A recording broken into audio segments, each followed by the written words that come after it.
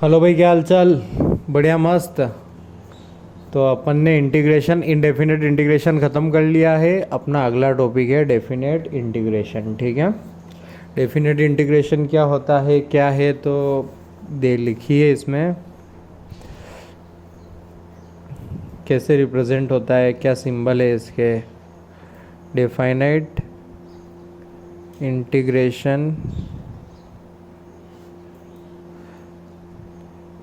is represented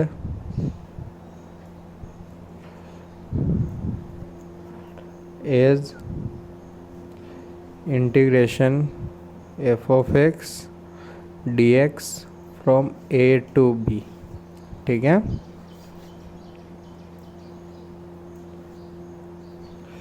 which gives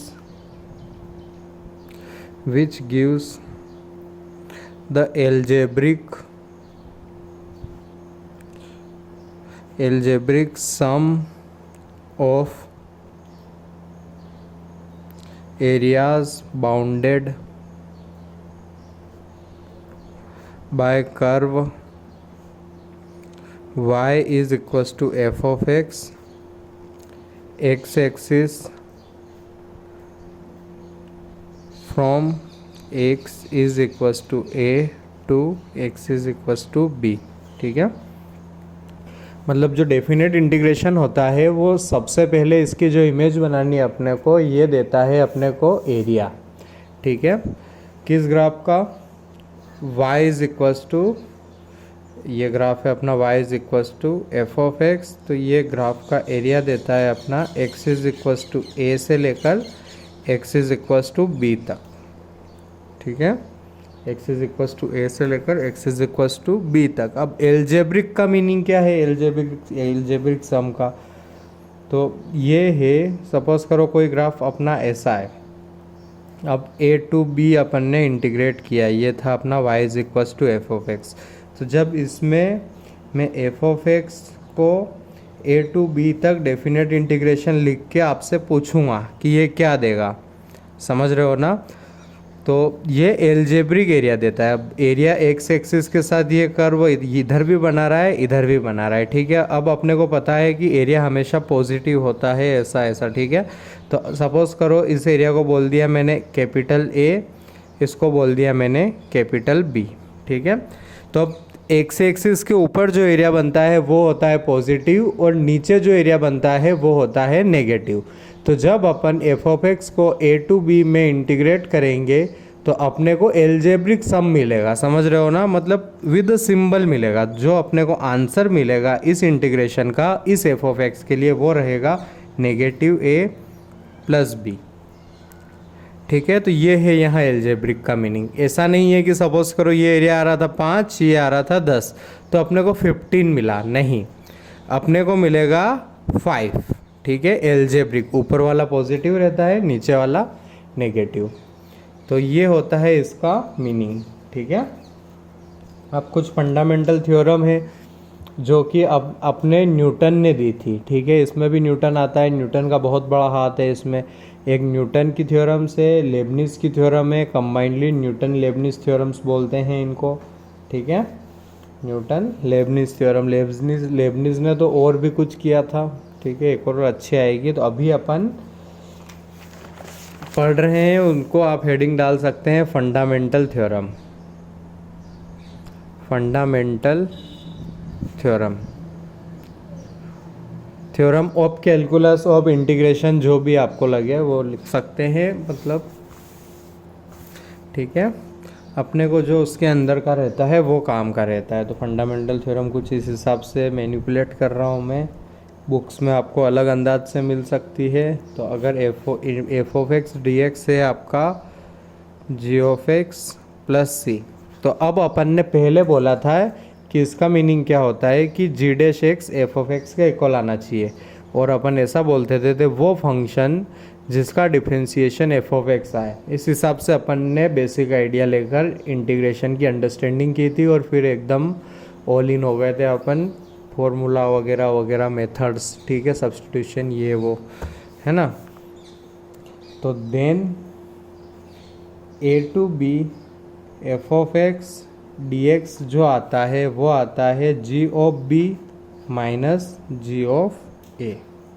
ठीक है, तो जो इंटीग्रेशन करके जो रिजल्ट आता है उसमें अपने को पहले ऊपर वाली पुट करनी है, माइनस लगाना है और नीचे वाला पुट करना है, बस। ठीक है, ये है अपना डेफिनेट इंटीग्रेशन। ठीक है, तो लिखिए यहाँ पर वेयर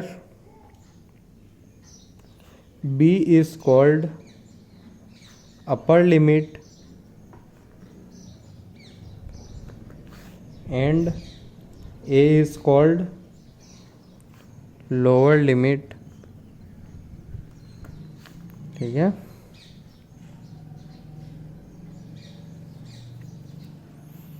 और एक इम्पोर्टेंट चीज़ करके लिखना, इम्पोर्टेंट नोट भी लिख सकते हैं। If g of x is discontinuous at a and b। ठीक है, तो अपन f ऑफ x dx जो होता है उसको लिखते हैं limit x tends to b minus g of x minus limit x tends to a plus g of x। अब आपको ये डायग्रामेटिकली समझाता हूँ मैं। ठीक है, ये है a, ये है b। ऐसा क्यों करते हैं अपन, और अपना कुछ ग्राफ है ये। ठीक है, यहाँ टच नहीं हो रहे हैं, यहाँ पर ये नॉट डिफाइन है। ठीक है, वैल्यूज़ एग्जैक्टली नहीं आ रही है। ये है आपका y is equals to f of x जिसका इंटीग्रेशन आता है g ऑफ x, जिसका इंटीग्रेशन आता है g ऑफ x। ठीक है, तो अब हो सकता है कि यहाँ पर भी अपना ये कंटिन्यूअस ना हो बराबर, तब अपने को इन जगह लिमिट निकालनी है। तो b के इधर निकालेंगे इसलिए b माइनस, और a के इधर निकालेंगे इसलिए a प्लस। ठीक है, बराबर, सॉरी, यहाँ पर आप y is equals to g of x लिखना। जी ऑफ एक्स इसको इंटीग्रेट करने पर आता है और कुछ इस हिसाब से आता है, तब a पर वैल्यू पॉसिबल नहीं है, बट अपने को a के जस्ट इधर की चल जाएगी क्योंकि ग्राफ उसको इनफाइनाइट वगैरह पर मिल रहा है। तो अपन a प्लस निकालेंगे और b माइनस, ना कि उल्टा। ठीक है, डेफिनेट इंटीग्रेशन में फ़िलहाल के लिए बस यही फॉर्मूला है आपका कि एफ ऑफ एक्स को इंटीग्रेट करने पर जो फंक्शन आता है उसमें पहले ऊपर वाली लिमिट पुट करते हैं, फिर नीचे वाली लिमिट को पुट करते हैं और अपना आंसर आ जाता है। एक इम्पोर्टेंट नोट करके लिख लीजिए, इन सब्स्टिट्यूशन मेथड क्या अज्यूम करते थे अपन, वी अज्यूम क्या करते थे, let g of x is equals to t। ठीक है, here in definite integration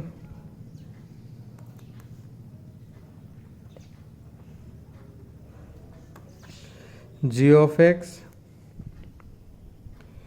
should be continuous in the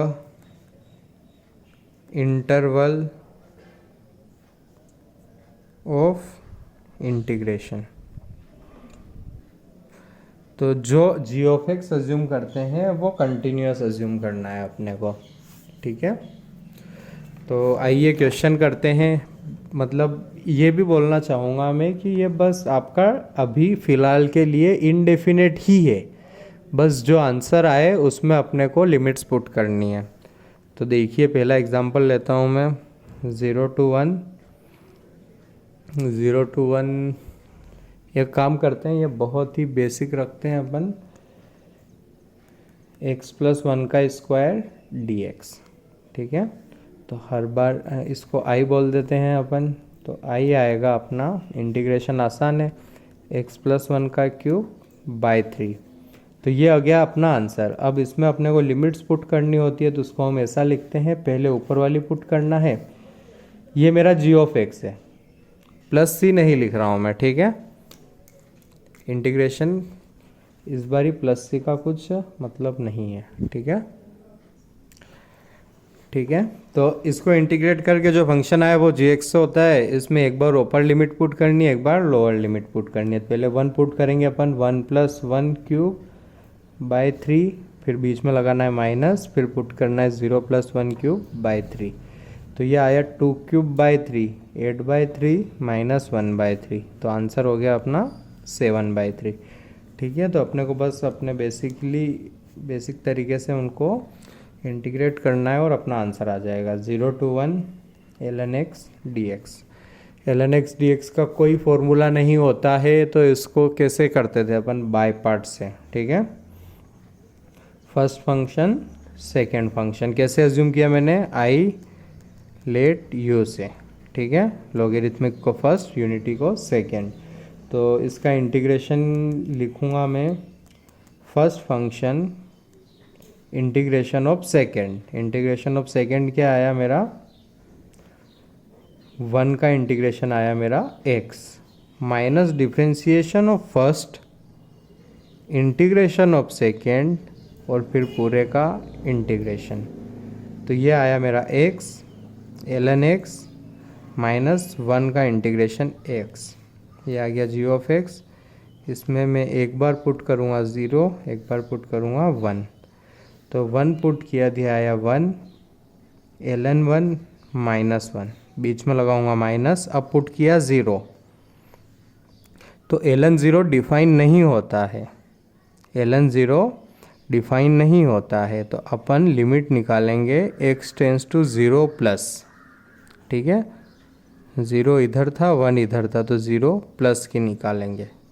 ठीक है, 1 पर ये कंटिन्यूस था, तो 1 पर कोई इशू नहीं हुआ, 0 प्लस x ln x। ठीक है, और इसमें तो 0 पुट कर ही सकता हूँ। ठीक है, तो ये बना ln 1 होता है अपना 0 -1। अब यहाँ लिमिट निकाल रहे हैं अपन, तो ये हो गया है आपकी मस्त लिमिट का क्वेश्चन। तो इसको लिमिट के क्वेश्चंस को सॉल्व कर लीजिए आप। तो ये बना आपका minus ln x upon 1/x। ठीक है, अब बन गया ये infinity by infinity L Hôpital लगाया मैंने, तो ln x का डिफ्रेंशिएशन 1/x, नीचे वाले का -1/x²। ठीक है, अभी भी लिमिट है अपनी x टेंस टू 0 प्लस। ठीक है, तो ये हो गया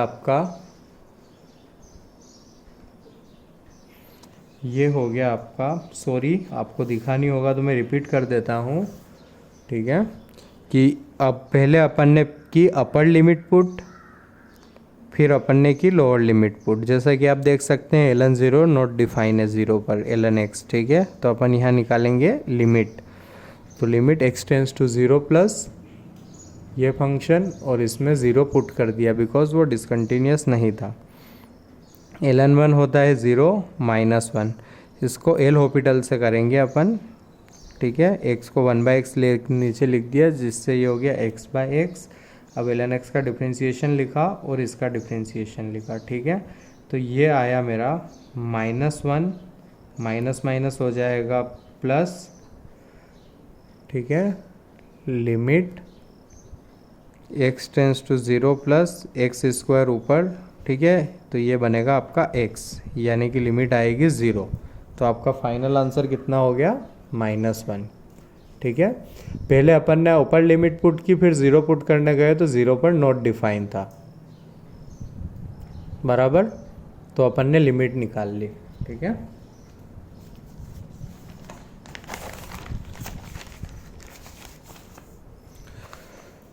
नेक्स्ट एग्जांपल लेते हैं। Integration 0 to pi x² cos x dx। By part से करेंगे इसको, आई लेट यू। तो एल्जेब्रिक को फर्स्ट, ट्रिग्नोमेट्रिक को सेकेंड, यही करते हैं ना अपन। तो मैं इसका आंसर लिखूंगा, first function integration of second, cos x का integration sin x, minus differentiation of first, integration of second dx। देखिए ये आंसर आ गया है, तो यहाँ लिमिट अभी से पुट कर देते हैं, यहाँ इंटीग्रेशन के ऊपर डाल देता हूँ। तो अभी ये हो गया है सोल्व, तो इसको पुट कर ही दो। तो पाई पुट करेंगे तो आएगा pi square sine pi minus 0 put करूँगा तो आएगा 0। ये हो गया 0 टू पाई, 2 बाहर निकाला, x साइन x, फिर से फर्स्ट सेकेंड। ठीक है, तो साइन पाई होता है आपका 0, तो ये हो गया पूरा 0 -2।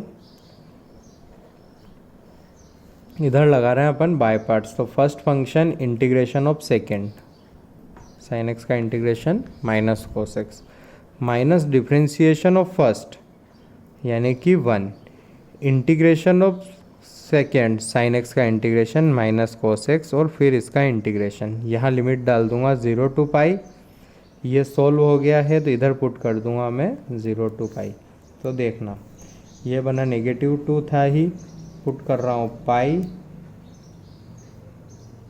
कॉस पाई माइनस एक्स को 0 तो 0 आ गया, minus minus plus 0 to pi cos x d x.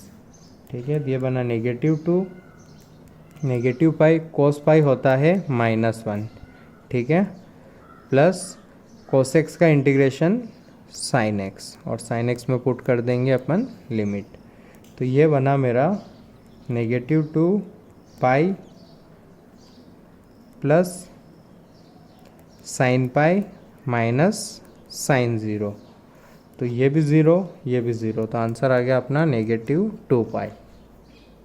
ठीक है, तो आप प्लीज़ लिमिट्स पर फोकस्ड रहिए, जो सोल्व हो जाए उसमें लिमिट पुट करते जाइए, कोई बड़ी बात नहीं है।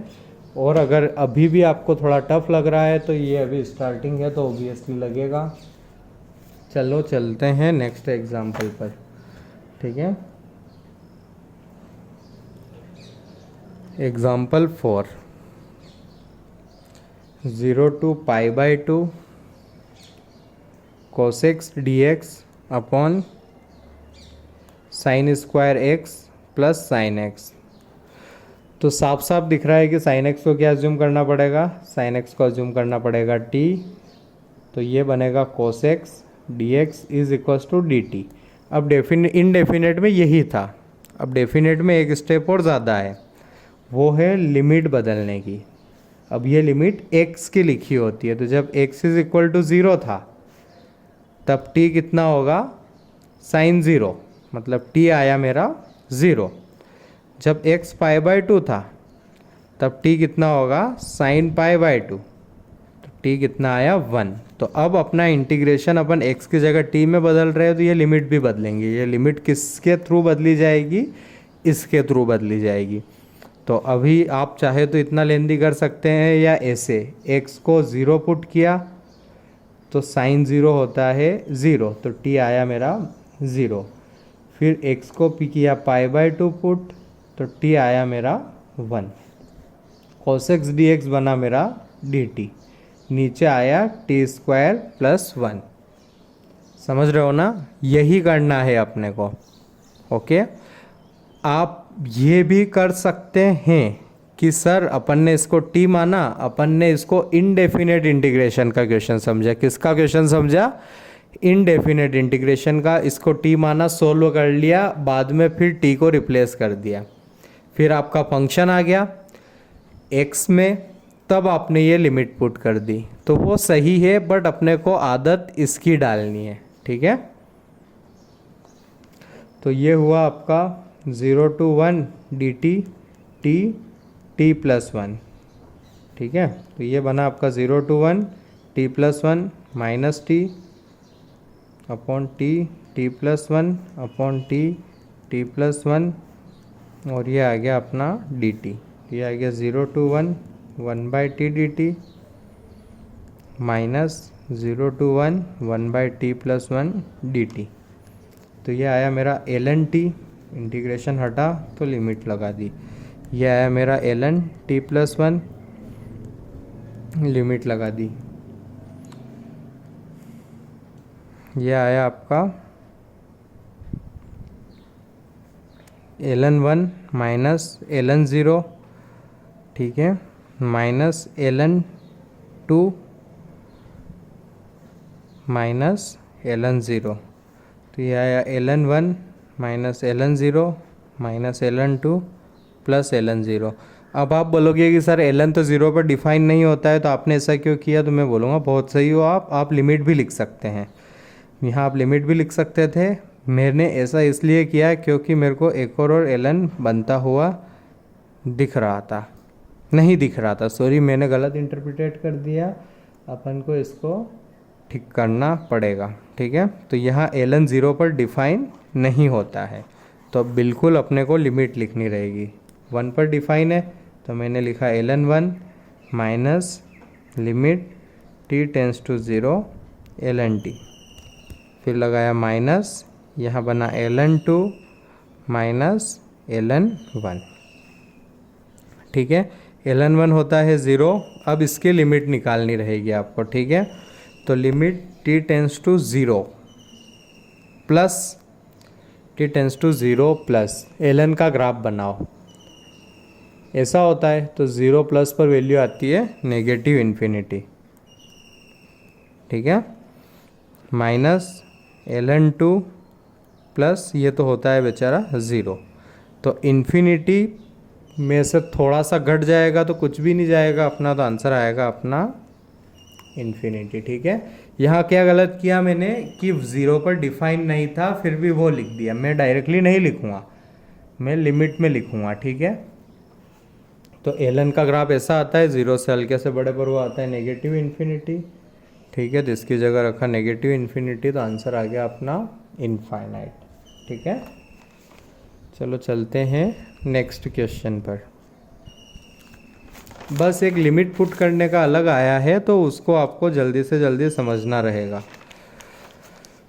Example 5, integration 1 to 2 x square D ln x, इसमें थोड़ा अजीब हो गया है, अपने को dx देखने की आदत है, dt देखने की आदत है, तो जो आदत है वो कर लो। वो कैसे बनेगी, ln x को कुछ एज्यूम करने से, तो ln x को मान लिया मैंने t, अब दोनों तरफ d, डिफ्रेंशिएशन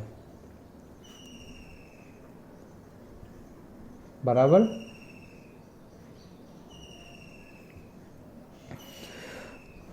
अब x निकाला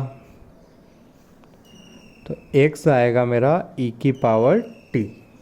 अब पूरा क्वेश्चन t में बदला, तो ध्यान देना डायरेक्टली कर रहा हूँ, अपन ने अजम्पशंस ये लिया है, तो x को 1 पुट करूँगा तो ln 1 होगा 0। ठीक है, t की लिमिट लिखनी है ना अपने को। अब x को 2 पुट किया,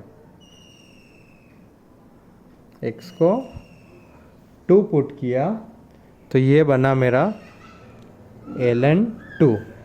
क्वेश्चन में अपन x की जगह e की पावर t का स्क्वायर डी ln x आया मेरा dt, तो ये बना 0 ln 2 e की पावर 2t dt, तो ये आया e की power 2t by 2, limit put करना है 0 और ln 2, पहले पुट करूँगा ln 2, तो ये बना e 2 ln 2 by 2 minus e की पावर 0 बाई 2। ठीक है, तो ये बना e ln 2 का स्क्वायर बाई 2 माइनस 1 बाई 2। ठीक है ना, तो ये आया 4 by 2 minus 1 by 2, 2 minus 1 by 2 म्हणजे 3 बाई 2। ठीक है, लिमिट बदलना ज़रूरी है, अन्यथा गलत हो जाएगा। बराबर,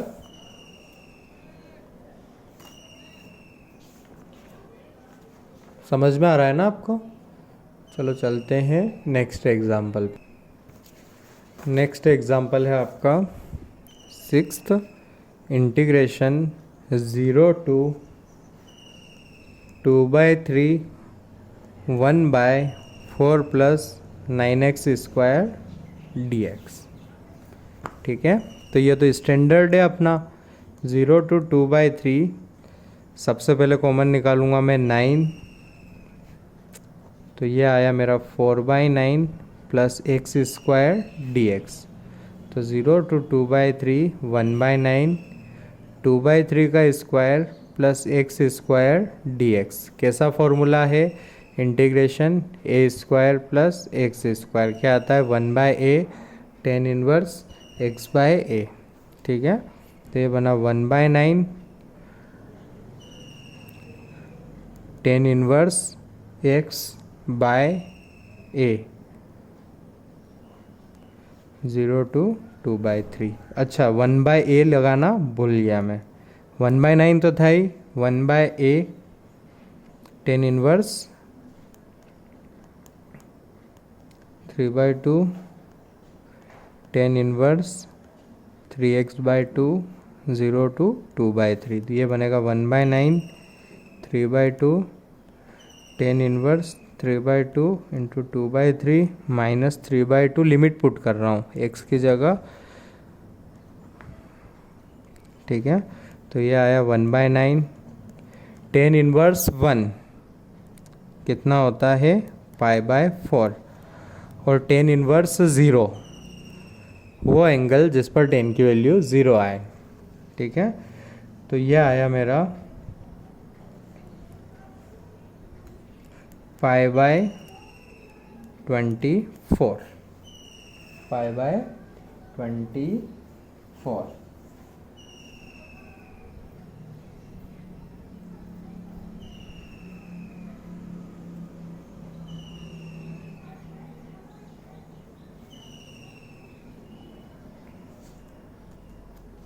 एक और एग्जांपल लेते हैं।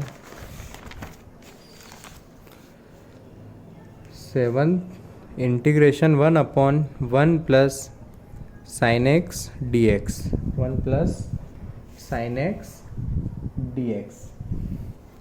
इसको करना है π/6 to π/3।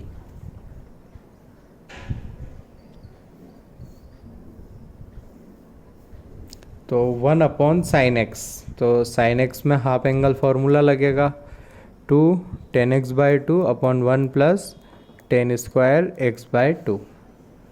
ठीक है, तो x में ही रख रहा हूँ मैं, तो लिमिट नहीं बदलेगी। 2 tan x/2 upon 1 plus tan square x/2 dx π/6 π/3। Multiply किया मैंने तो, और साथ ही ऊपर भी भेज दिया, तो 1 plus tan square x/2 plus 2 tan x/2 dx π/6 π/3। ये बन गया मेरा sec square x/2 dx upon tan square x/2 plus 2 tan x/2 plus 1। अब मैंने माना tan x/2 is equals to t, तो ये बना sec square x/2 into 1/2 dx is equals to dt। अब लिमिट भी बदलनी पड़ेगी। ठीक है, तो x को डाला π/6, तो ये बना 10 π/12। x को डाला π/3, तो ये बना 10 π/6। लिमिट बदल दी, sec square x/2 into d x को लिखा 2 dt, नीचे बना T square plus 2t plus 1। ठीक है, तो ये बना π/10 π/12 10 π/6 2 बाहर 1/t प्लस 1 का स्क्वायर इंटू डी टी, तो बना -1/t प्लस 1 10 π/6 10 π/12। ठीक है, तो ये आया आपका नेगेटिव 10 π/6 माइनस नेगेटिव 10 π/12। तो 10 π/6 की तो वैल्यू दुनिया जानती है, और 15 डिग्री 10-15 डिग्री की भी आपको पता है। ठीक है, तो दोनों पुट कर देना, नीचे लाइन नहीं है तो आप पुट कर देना, आपका आंसर आ जाएगा। ठीक है, चलते हैं अगले सवाल पे।